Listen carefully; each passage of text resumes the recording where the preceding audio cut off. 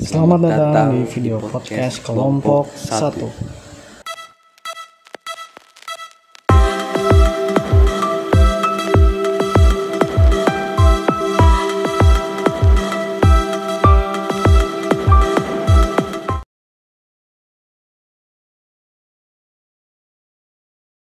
Halo teman-teman semua, selamat datang di video podcast pertama dari kelompok 1. Kali ini kelompok 1 mendapatkan tugas untuk membuat video presentasi terkait dengan analisis isu global, yakni isu korupsi, di mana kami harus melakukan pra-analisis terlebih dahulu, yakni mengidentifikasi beberapa isu atau masalah seputar topik dengan menggunakan metode pentahelix.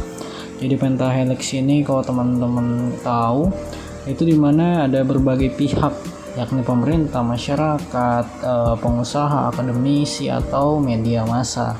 Setelah melakukan pra-analisis, kami diminta untuk menganalisis dan menyusun alternatif pemecahan isu tersebut. Nggak usah buang-buang waktu karena waktu kita cuma sedikit aja, dikasih 10 menit. Saya akan langsung menjelaskan terlebih dahulu. Tapi sebelum saya menjelaskan, izinkan saya memperkenalkan diri. Saya Adita Mawahyu Oktoriawan, SSTP.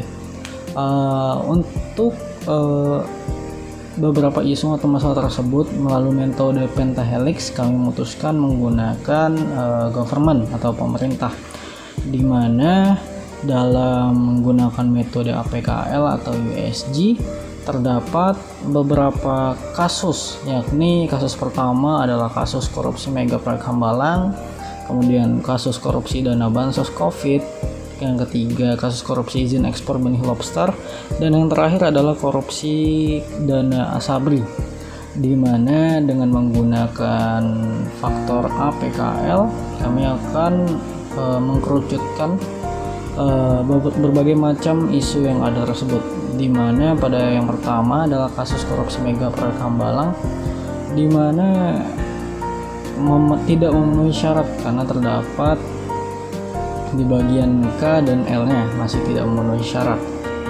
Baik, yang pertama ialah kasus korupsi mega proyek Hambalang, di mana kita melihat terdapat keterangan bahwasanya tidak memenuhi syarat, di mana hal ini dikarenakan untuk poin A atau aktual kita mendapatkan poin untuk kasus tersebut, lalu untuk di problematika itu tetap mendapatkan poin, namun untuk di khalayak umum dan layak itu tidak mendapatkan poin karena salah satunya proyek Mega Hambalang ini kurang berdampak kepada khalayak umum. Lanjut ke kasus korupsi dana bansos COVID, ini yang baru-baru aja salah satunya Menteri Sosial tertangkap tangan bahwasanya mereka melaksanakan korupsi dana bansos COVID, di mana untuk poin A, P, K, dan L memenuhi syarat karena seluruhnya memenuhi persyaratan baik aktual maupun P, K, dan L-nya. Lalu untuk kasus korupsi izin ekspor benih lobster, untuk poin A, P, dan L memenuhi syarat, tetapi pada poin K tidak memenuhi syarat karena hanya berdampak kepada beberapa khalayak umum saja. Sedangkan untuk kasus keempat, yaitu kasus korupsi dana Asabri, seluruhnya memenuhi syarat mulai dari poin A, P, dan KL. Lanjut, setelah kita mendapatkan dua terbesar, yakni di poin 2 dan 4, kita masuk ke kriteria US dan G, yakni untuk poin kasus korupsi dana bansos COVID mendapatkan poin 5, untuk poin U dan S mendapatkan poin 5, dan G mendapat poin 5, sedangkan untuk kasus korupsi dana Asabri seluruhnya mendapat 4, sehingga yang mendapatkan prioritas pada analisis isu menggunakan APKL atau USG ialah kasus korupsi dana bansos COVID. Sehingga untuk menganalisis lebih lanjut, kita memerlukan analisis terlebih dahulu sampai ke akar masalahnya dengan menggunakan fishbone, yang akan dilanjutkan oleh rekan saya selanjutnya. Assalamualaikum warahmatullahi wabarakatuh. Perkenalkan, nama saya Syarif Iqbal Ainul Rahman. Saya dari kelompok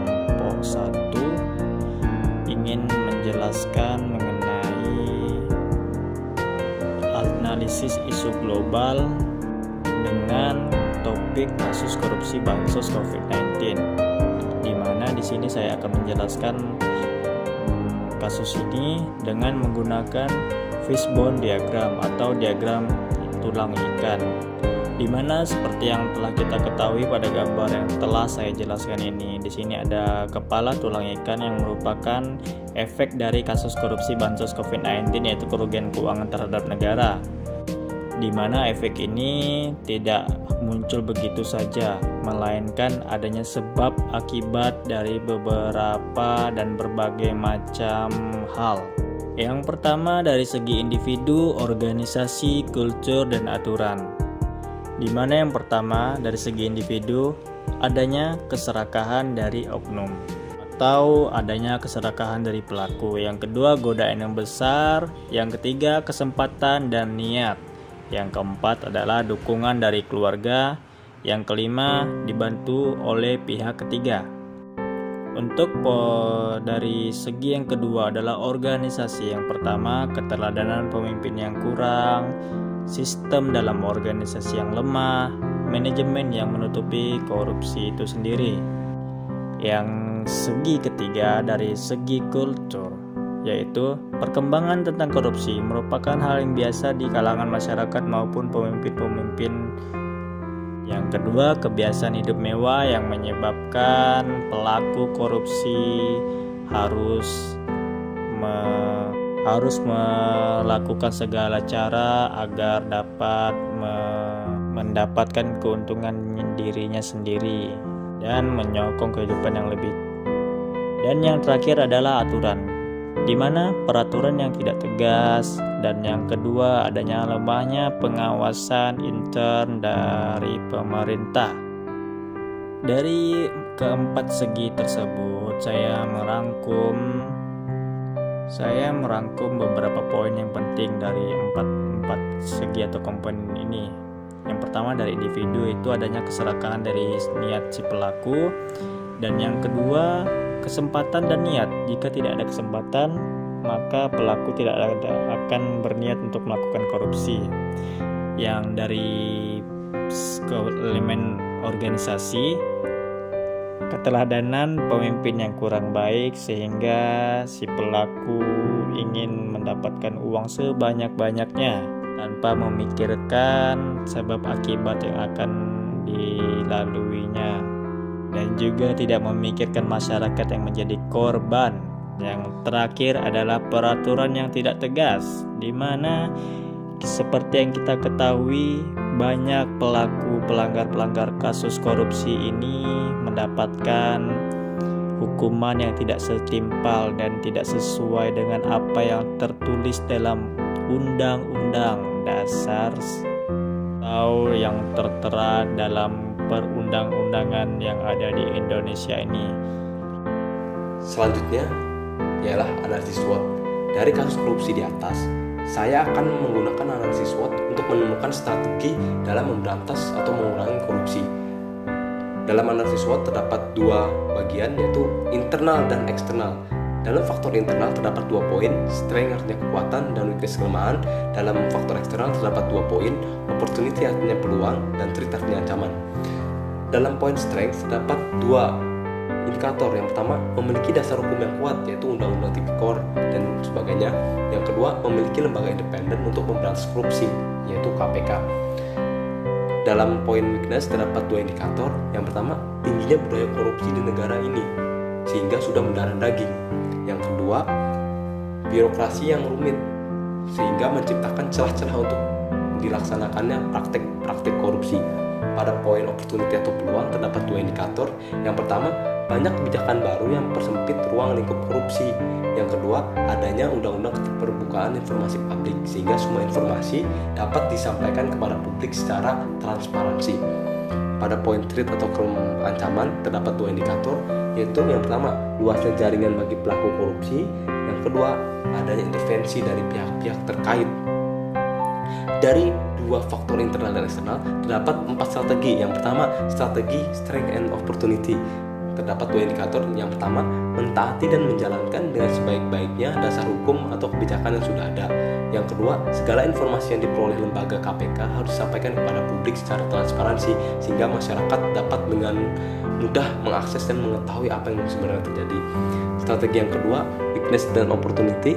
Poin pertama, mengimplementasikan kebijakan tersebut guna mengikis budaya-budaya korupsi. Yang kedua, menjadikan undang-undang keterbukaan informasi publik untuk menyampaikan masalah-masalah yang terjadi pada birokrasi pemerintahan. Strategi yang ketiga, strength and threats.